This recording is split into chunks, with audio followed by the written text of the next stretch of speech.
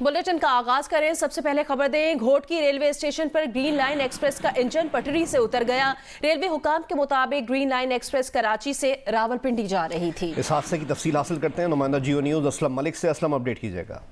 जी, पेश आया है यहाँ पर घोटकी रेलवे स्टेशन के करीब ग्रीन लाइन एक्सप्रेस है जो कि कराची से रावलपिंडी जा रही थी कि इसका जो इंजन है वो इसका पटरी से उतर गया, लेकिन ऊपर से जैसे ही फरीद एक्सप्रेस आई तो वो बार बार वो हादसे से बच गई। सिर्फ 2 फुट का जो है वो फासला आपस में रह गया और इसको बचा लिया गया। अच्छा मलिक मोहम्मद असलम, ये बताएगा कि अप और डाउन ट्रैक मुतासिर तो नहीं हुए? जी, अप ट्रैक जो है वो इस वक्त मुतासर है और अप ट्रैक ट्रेनों की आमद-ओ-रफ्त जो है, लेकिन रेलवे का कहना है कि ये निस्फ घंटे तक जो है इसको बहाल कर लिया जाएगा और रिलीफ ट्रेन जो है वो रोडी से यहाँ पर पहुँच गई है और इंजन को ट्रैक पर बहाल करने की कोशिश की जा रही है। जी, बहुत शुक्रिया मलिक मोहम्मद असलम अपडेट करने के लिए।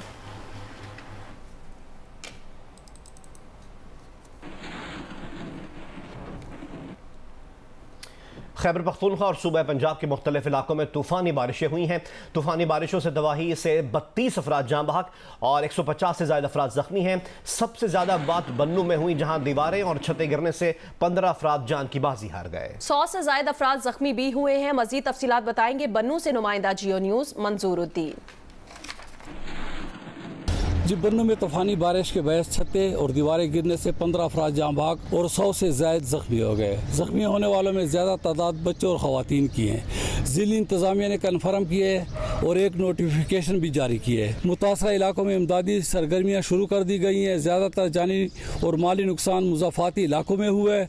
बड़ी तादाद में माल मवेशी के मरने की इतलात भी हैं। ज़िली इंतज़ामिया और पाक फ़ौज के अफसरान ने डिप्टी कमिश्नर बन्नू मंजूर अहमद अफरीदी के हमरा DHQ का दौरा किया और मरीजों की बेहतर देखभाल की हिदायत जारी की। तूफानी बारिश के बायस 68 घरों को नुकसान पहुंचा है। इधर जिला करक में भी तेज आंधी और बारिश से दीवारें गिरने से 4 अफराद जमा हुए हैं, जिनमें 3 बच्चे भी शामिल हैं। डिप्टी कमिश्नर ऑफिस में कंट्रोल रूम कायम कर दिया गया है, जहां किसी भी जानी और माली नुकसान की निशानदेही के लिए राब्ता किया जा सकता है। जी आगे बढ़े, खबर दें, स्वात का सयाहती शहर बहरीन फिर ज़ेर आब आ गया। दरिया के पानी में इजाफे के बाद बहरीन से कालाम जाने वाले अफराद को शदीद मुश्किलात का सामना है।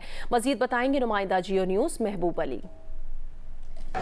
जी बिल्कुल, स्वात के तारीखी शहर बहरीन के हालात में कोई बेहतरी नहीं आई है और आज भी यहाँ पर सूरत हाल ये है कि पानी का बहाव जो है मुसलसल बढ़ रहा है। उसकी बुनियादी वजह यह है कि इसके साथ जो दरिया स्वात बह रहा है तो दरिया स्वात में पानी की सतह काफ़ी ऊपर चली गई है, जबकि इस बाज़ार की सतह नीचे आ गई है। इसलिए ये पानी मुसलसल इस बाज़ार में दाखिल हो रहा है और अब लोगों के लिए आमदोरफ्त जो है वो इंतहाई मुश्किल बल्कि तकरीबन नामुमकिन होता जा रहा है।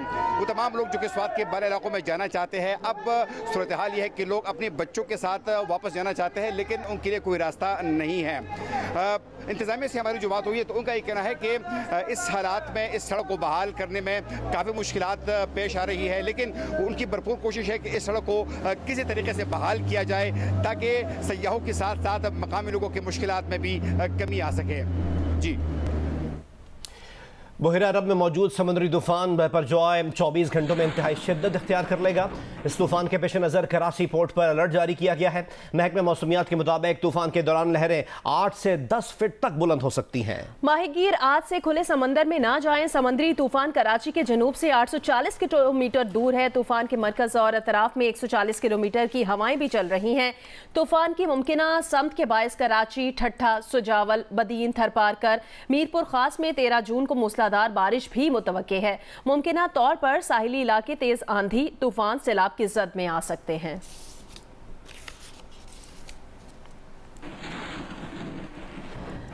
समंदरी तूफान के बायस कराची के साहिल पर दफा 144 नाफिज है, ताहम शहरी साहिल पर मौजूद है और मछली का शिकार भी जारी है। मजीद हमें रिपोर्ट करेंगे जियो न्यूज़ के नुमाइंदे कमर अली। बहरे अरब में मौजूद इंतहाई शदीद समुद्री तूफान कराची के साहिल से 840 किलोमीटर दूर है। महकमा मौसमियात के मुताबिक समुद्री तूफान के बायस कराची में तेज़ बारिशें, तेज़ हवाओं के साथ जो है वो शदीद बारिशें हो सकती हैं। इस दौरान जो है वो 8 से 10 फीट ऊंची लहरें भी जो हैं वो समंदर में जो है वो बन सकती हैं। इस तमाम तर सूरत हाल के बायस जो है वो साहिल समंदर में जाने पर पाबंदी आयद कर दी गई है। हुकूमत ने जो है दफ़ा 144 के नफाज के बाद समंदर में शिकार पर भी पाबंदी आयद कर दी है। उसके बावजूद भी जो है वो हमें समंदर में जो है वो लांचें नज़र आ रही हैं जो कि शिकार करने के लिए जो है वो यहाँ से कुछ आ रही हैं, कुछ शिकार करने के बाद वापस जा रही हैं। आगे बढ़े दीगर अहम खबरों में आपको बताएं, वजीर दाखिला राना सनाउल्लाह ने कहा 2 से 3 हफ्तों में चेयरमैन पीटीआई के खिलाफ कानूनी कार्रवाई का आगाज हो जाएगा। जियो न्यूज के प्रोग्राम जरगा में गुफ्तगू करते हुए मजीद कहा कि सियासत में नफरत और मुल्क में अदम इस्तेहकाम के आर्किटेक्ट चेयरमैन तहरीक इंसाफ हैं। 9 मई को होने वाले वाकयात की तैयारी पहले से की गई थी। सारी मनसूबाबंदी जमान पार्क में की गई।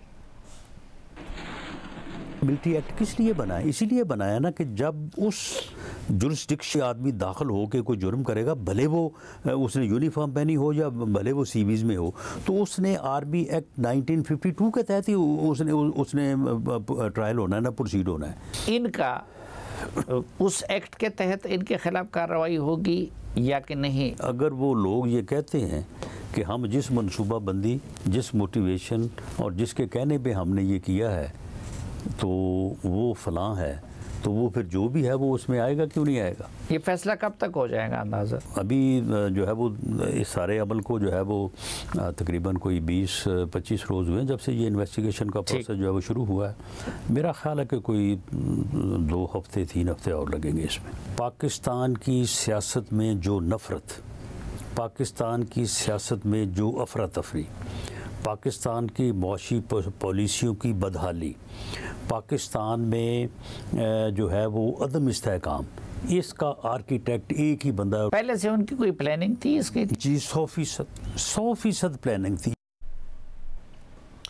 अपडेट करें आपको पीटीआई के सदर परवेज इलाही की तबीयत नासाजी की शिकायत से मुतालिक। गुज़िश्ता रात Punjab institute of cardiology Lahore उनको मुंतकिल करके मुख्तलिफ टेस्ट किए गए हैं जो कि तसल्ली बख्श आए। परवेज इलाही को अस्पताल से डिस्चार्ज करके वापस जेल भेज दिया गया। चौधरी परवेज इलाही 16 दिन के जुडिशल रिमांड पर जेल में हैं।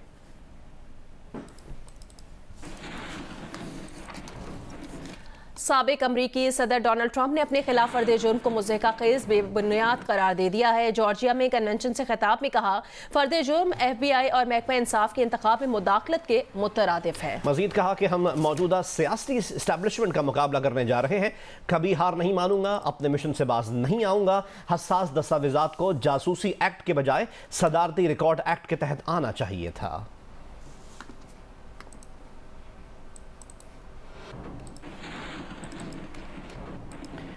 बरतानिया में कड़ाके की गर्मी के दौरान ट्रोपिंग द कलर की रिहर्सल करने वाले 3 फौजी शहजादा विलियम के सामने गिरकर बेहोश हो गए। 10 जून बरतानिया में साल का गर्म तरीन दिन रहा जब दर्जा हरारत 30 डिग्री सेंटीग्रेड रिकॉर्ड किया गया। इस दौरान ट्रोपिंग द कलर की पूरी वर्दी में रिहर्सल करने वाले दस्ते के 3 एहलकार यके बाद दीगरे गिरकर बेहोश हो गए। घोड़े पर सवार शहजादा विलियम गार्ड्स की क़यादत और दस्ते का मुआयना कर रहे थे। 40 बरस के प्रिंस ऑफ वेल्स ने पिछले बरस ही गार्ड्स में कर्नल का ओहदा संभाला और वो भी सख्त गर्मी में पूरी वर्दी में मलबूस थे।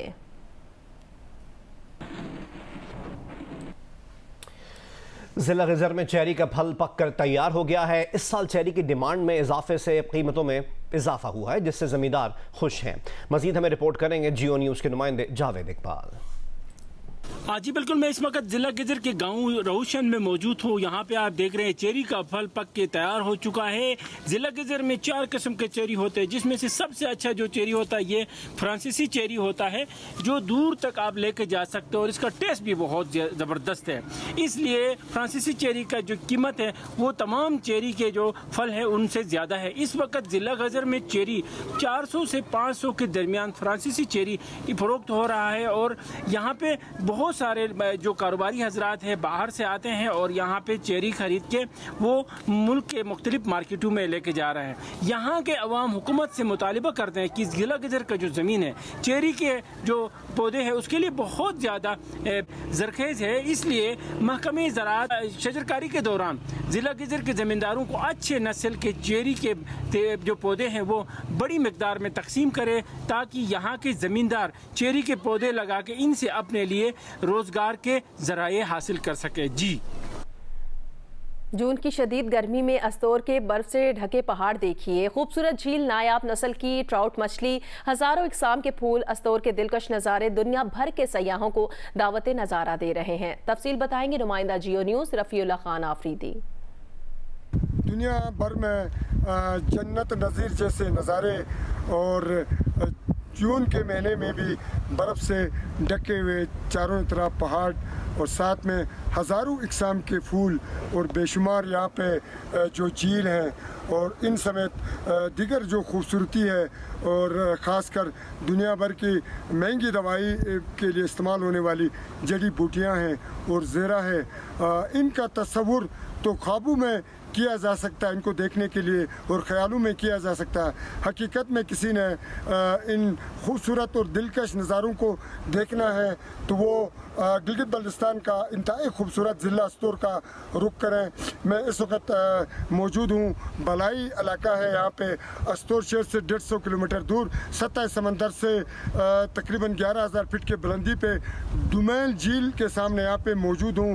ये दिलकश जो नज़ारे आपको हम दिखा रहे हैं, इन समेत बेशुमार सियाती मकामात के ऊपर जून के महीने में भी हर एक मिनट के बाद बदलता हुआ खूबसूरत मौसम और यहाँ की जो खूबसूरती है और दिलकश यहाँ पे नज़ारे और मनाजिर हैं वो दुनिया भर के सियाहों के साथ साथ मुल्क भर के सियाहों को दिल खोल के दावत नज़ारा दे रहे हैं। जी, वफाकी वज़ीर ख़जाना इसहाक़ डार ने कहा है कि दोस्त ममालिक से लिए हुए कर्ज की मुद्दत रीशेड्यूल करने के लिए इनसे मुज़ाकरात करेंगे। बाद बजट प्रेस कॉन्फ्रेंस में उन्होंने मज़ीद कहा कि मरदमशुमारी में कुछ इलाकों से आने वाले आदादोशुमार शायद बढ़ाकर पेश किए गए हैं, उस पर हुकूमती हलकों में बात हो रही है।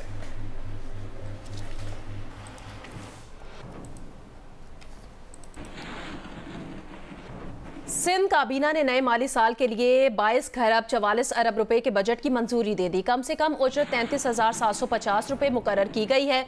सरकारी मुलाजमीन की तनख्वाहों में 35% तक इजाफे की तजवीज़ भी है। रिटायर्ड सरकारी मुलाजमीन की पेंशन में भी 17.5% इजाफे की तजवीज़ है। वज़ीर आला सिंध सैयद मुराद अली शाह ने मुसलसल 5वां बजट पेश किया। मजीद हमें रिपोर्ट करेंगे नुमाइंदा Geo news Rana Javed. The key to progress is stability.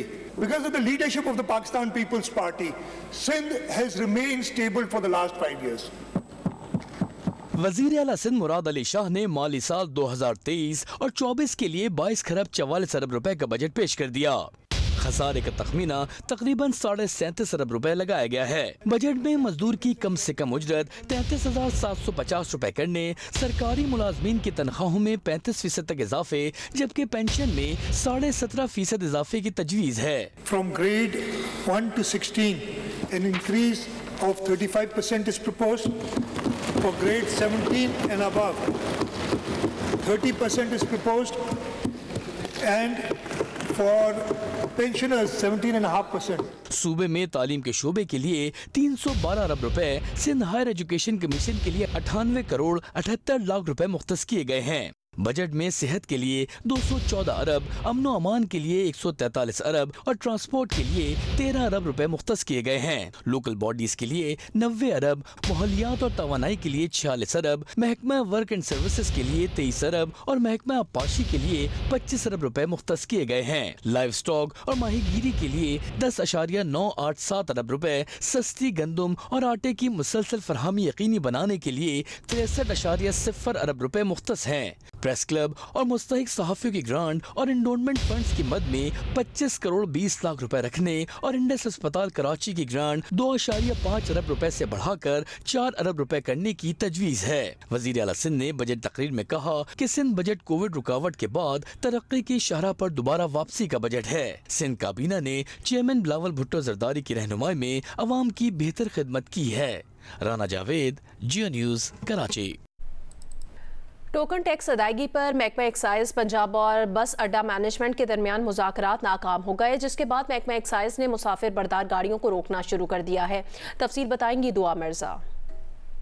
जी, लाहौर के लारी अड्डों पर महकमा एक्साइज का ऑपरेशन जारी था, जिसमें संगलमार ऑपरेशन भी किया गया, लेकिन फिर लारी अड्डों यूनियंस और महकमा एक्साइज के दरमियान मुज़ाकरात हो रहे थे जो कि मुकम्मल तौर पर नाकाम हो चुके हैं। एक्साइज टैक्सेशन लाहौर ने जो लाहौर के लारी अड्डे हैं वहाँ पे बहुत बड़ी तादाद में तकरीबन को 1,500 के करीब बसेस और कोचेज़ जो हैं वो साल हर साल से टैक्स ना दहिंदा है। तो उनके ख़िलाफ़ हमने इब्तदाई तौर पे मुज़ाकरात उनसे मिले, उन्हें लेटर दिए, अड्डा एडमिनिस्ट्रेटर साहब ने भी उन्हें कहा, लेकिन जब उन्होंने अदायगी ना की तो उसके बाद हमने एक संगल मार ऑपरेशन शुरू किया, जिस पे यूनियन के जो अहदेदारान मौके पे आ गया और उन्होंने रिक्वेस्ट की कि जी आप इस ऑपरेशन को फर्दर टाइमिंग रोक लें। तो आज उसी सिलसिले में भी मैंने ऑर्डर किया, हमारे तकरीबन 200 एहलकार लाहौर के जो बस अड्डे हैं उन पर आज संगल मार ऑपरेशन दोबारा शुरू करने जा रहे हैं। 3 से 9 बजे तक 2 शिफ्टों में हम ये काम करेंगे और 2 दिन करेंगे।